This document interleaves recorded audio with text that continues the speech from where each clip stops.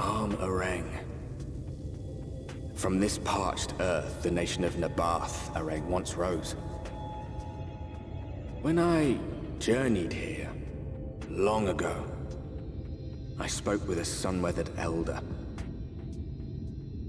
He told me Araeng meant majestic land in the language of his people.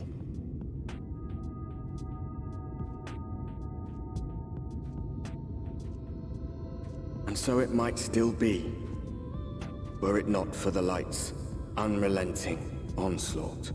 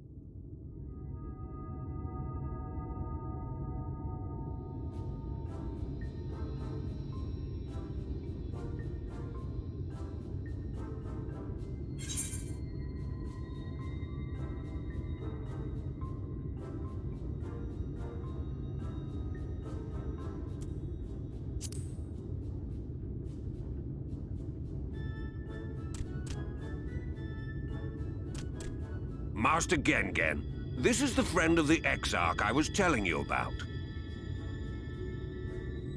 Very good, very good. Though friend or no, all are welcome in Mord Sook.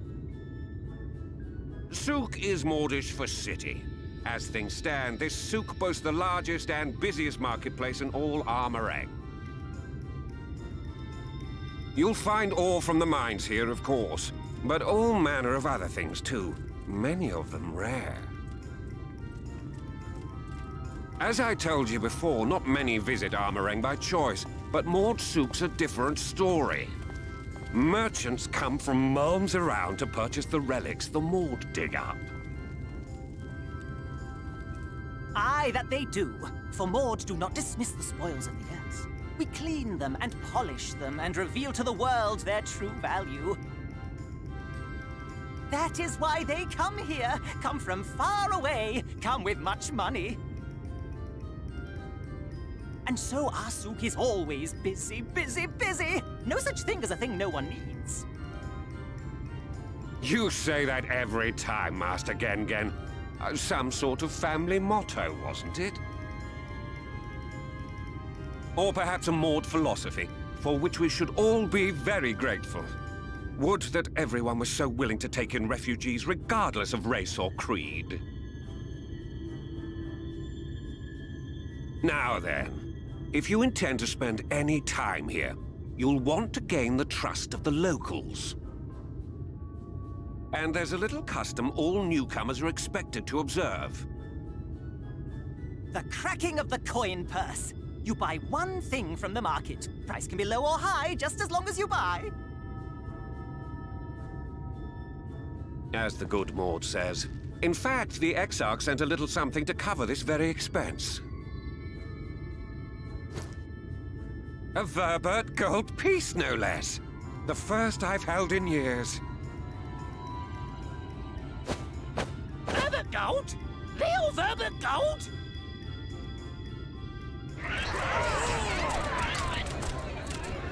Here, newcomer! Crack your coin purse with me! Oh no, you want my goods, newcomer. I have jars and pots all smooth and shiny. Over here! Come and look! You buy, you buy.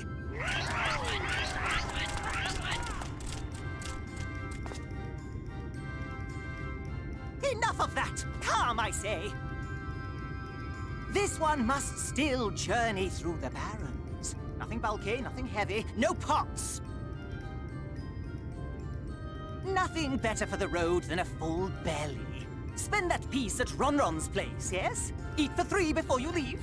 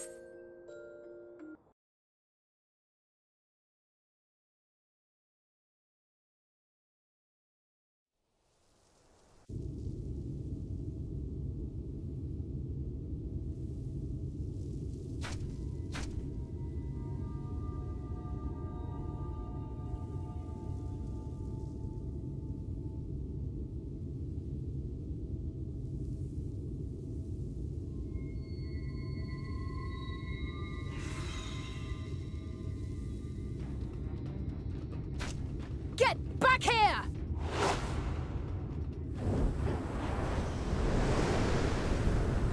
Is that... It can't be.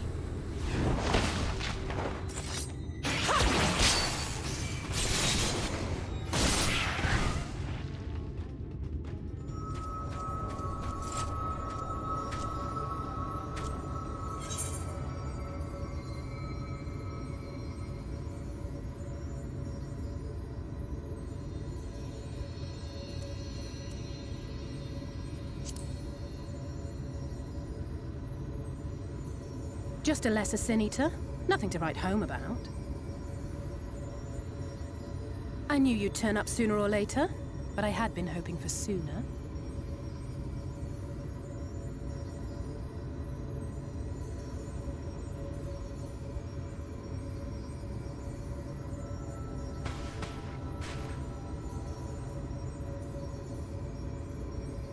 How are you?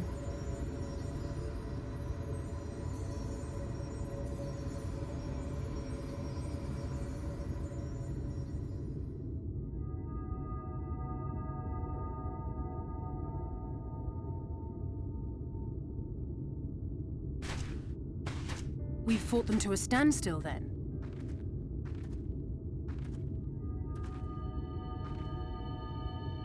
The Exarch did say that the Empire seemed to have drawn back when he last looked in on the source. But without knowing for sure how fast time was passing there, I couldn't help worrying that a lot might have happened since then. I'm heartily relieved to hear that it hasn't, just as Alphino must have been. As you can imagine, both he and Araeng were desperate to hear the news from home when I arrived. I haven't actually seen Thancred and Y'shtola yet, but they will have heard all the latest developments from the Exarch by now, or should have at least.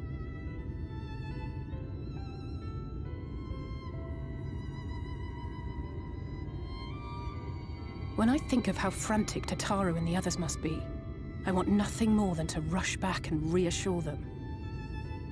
But we still haven't found a way to reverse the summoning, and even if we had, we couldn't just ignore Uriel's vision. He may use 10 words where 1 would suffice, and they may often obscure as much as they reveal. But on this matter, he was as clear as day. I do not doubt for one moment that he saw what he claims. Nor how difficult it must have been to speak about them. The 8th Umbral Calamity and your death aren't exactly topics for idle conversation. As much as I might want to go home, I don't want to go home to that. We can't allow the rejoining to happen, which means we have to save the first from the Sin Eaters.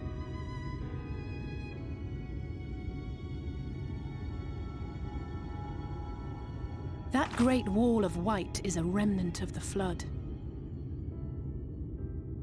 100 years ago, the balance in the First tipped decisively in favor of light.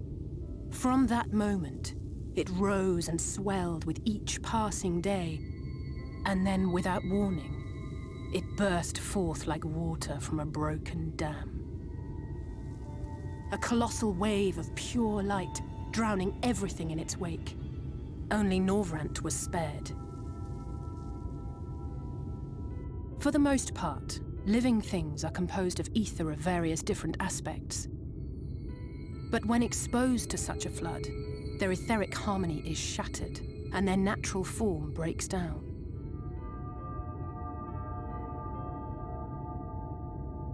Then they either perish, or are warped into mindless abominations.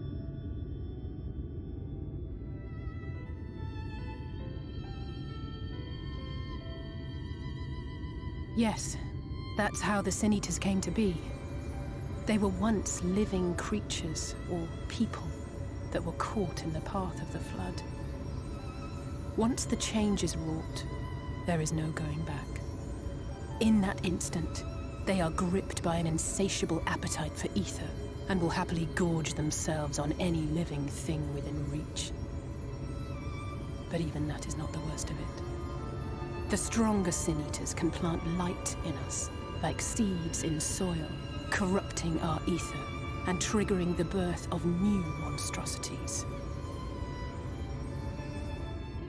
They are creatures of base instinct that exist only to feed and to multiply. They feel no pity, know no remorse, and are utterly deaf to reason. Which is why they must be destroyed. Every last one of them.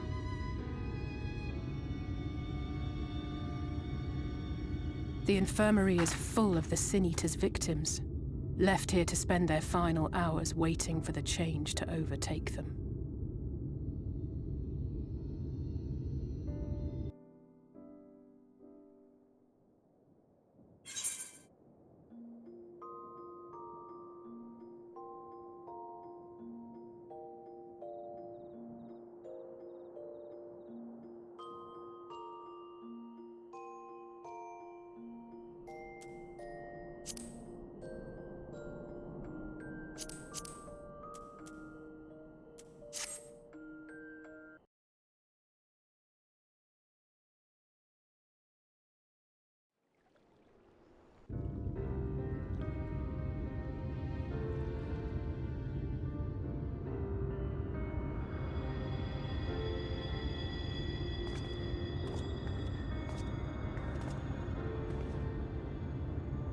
Look, over there, where the wall is broken. Do you see what lies beyond? That's what the land became after the light flooded in. An empty, white nothingness. Life cannot exist in such conditions. The primordial light would wreak havoc on the body's etheric balance.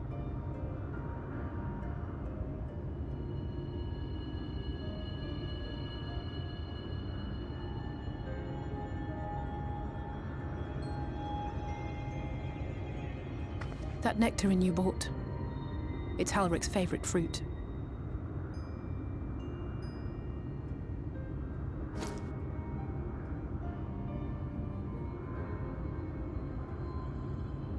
Most of the patients, Halric included, survived the attacks of powerful eaters. But their fate was sealed all the same. The monster's corruption has entered their bodies, and their very essence is being subsumed by light. The twisted state of the world itself just makes matters worse. Under normal circumstances, a person's ether naturally tends to equilibrium. But for these poor souls, the opposite is true. Sooner or later, every single one of them will turn.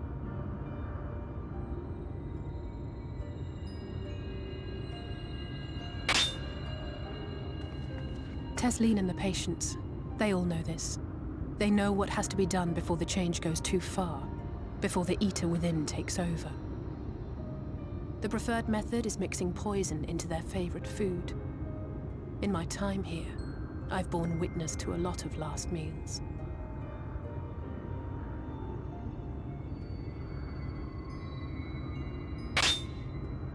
I feel just as helpless as before. No matter how hard I fight, it's never enough.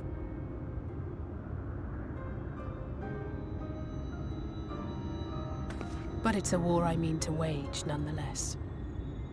Speaking of wars, do you remember how I made you promise not to leave me and then promptly collapsed?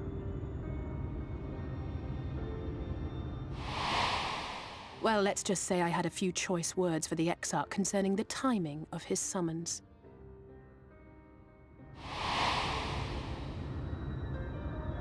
But even if the fault lay with someone else, I couldn't shake the feeling that I'd abandon you on the battlefield. So I swore that I'd make up for my absence there by making a difference here. And that's what keeps me moving forward, even when things seem hopeless.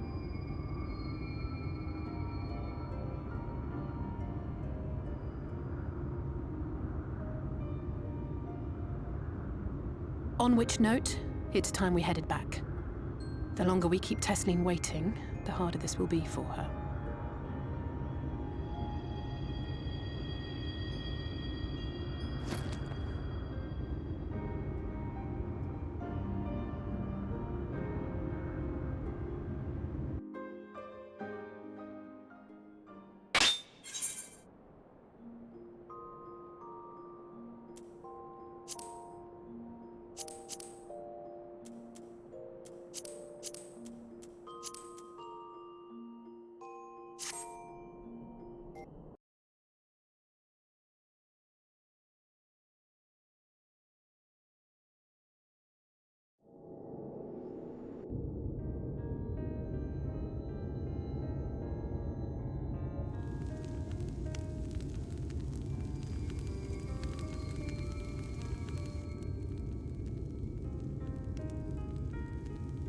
Speak up if you'd like another helping.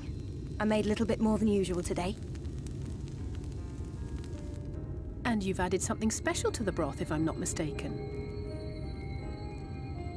Aye, well, it's not often we have visitors from the Crystarium, so I may have thrown in a few extra bits and bobs.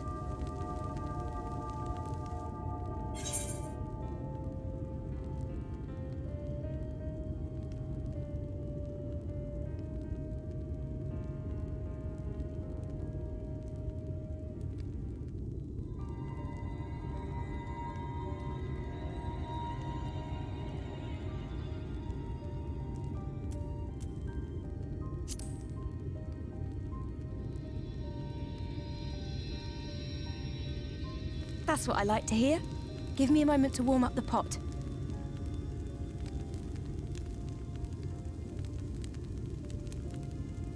In a place like this, you learn to take what moments of happiness you can get.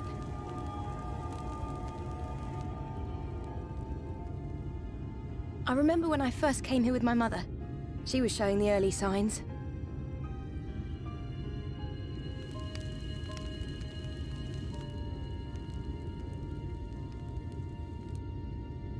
I knew there was no way to save her, but I just couldn't face what needed to be done. That's the way of it for most people. Why they travel from arms to stay here. Beaten, broken souls come to wait out the inevitable, to receive the mercy of a painless death.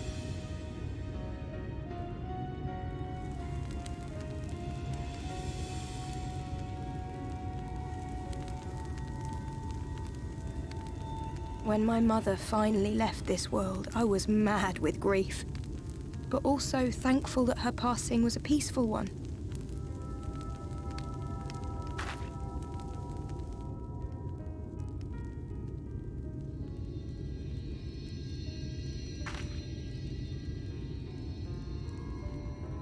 It's never easy, ending a life you've cared for, even when you believe they go on to a better place.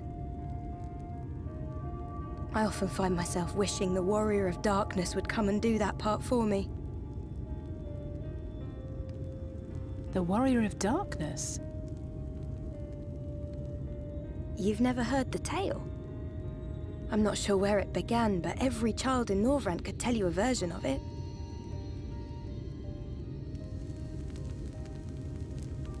Warrior of Darkness, servant of death, take care of our souls at our dying breath. Let sinners and eaters of sin go with thee, that all may return to the sunless sea. Well, that's the version I was taught anyway. It's just an old bedtime story. He's certainly never deigned to visit us here. Which is a good thing, surely. He sounds rather ominous. Do you think so? I always liked the idea that he treated every soul the same, even the Sin Eaters.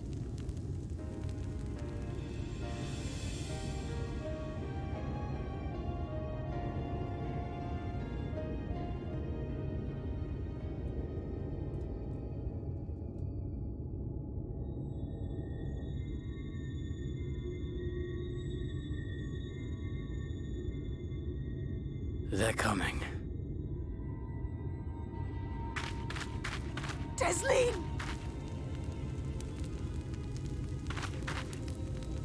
Have you seen Halric? I swear, I only took my eyes off him for a moment.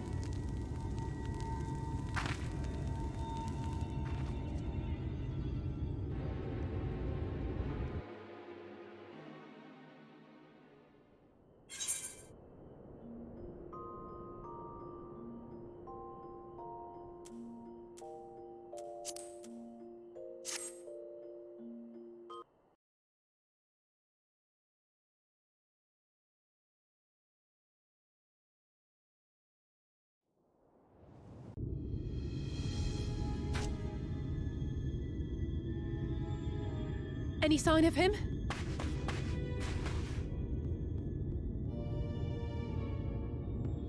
No luck then. But he surely can't have gone far. We should keep looking. The Sin Eaters are out in force, and if we don't find him soon, you can be sure they will.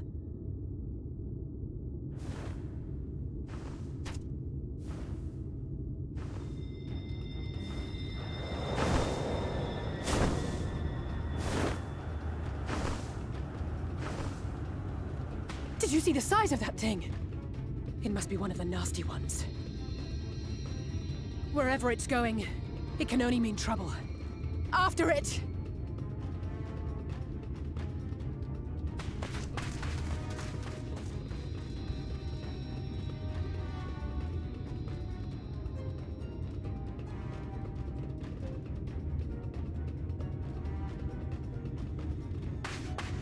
There it is! Is that... Oh no!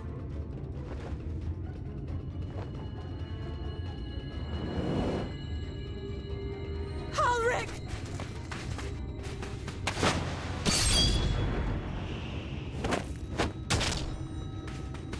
We have to run!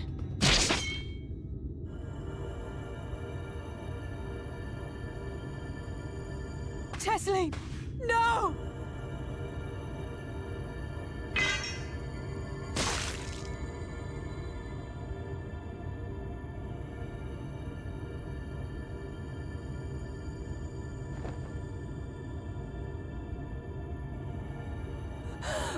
We all deserve happiness, wherever we can find it.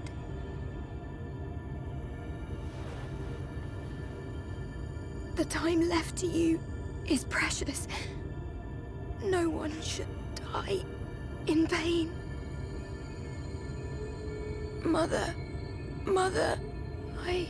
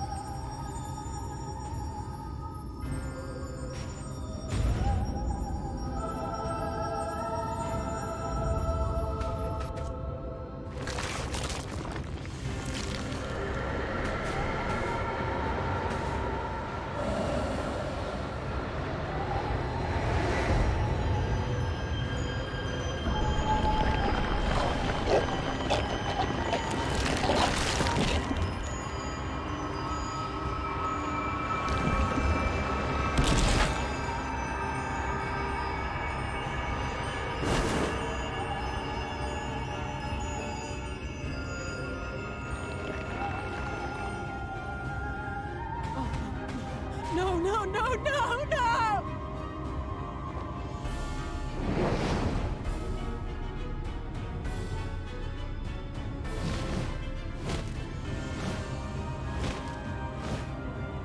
Forgive me, Alisaie.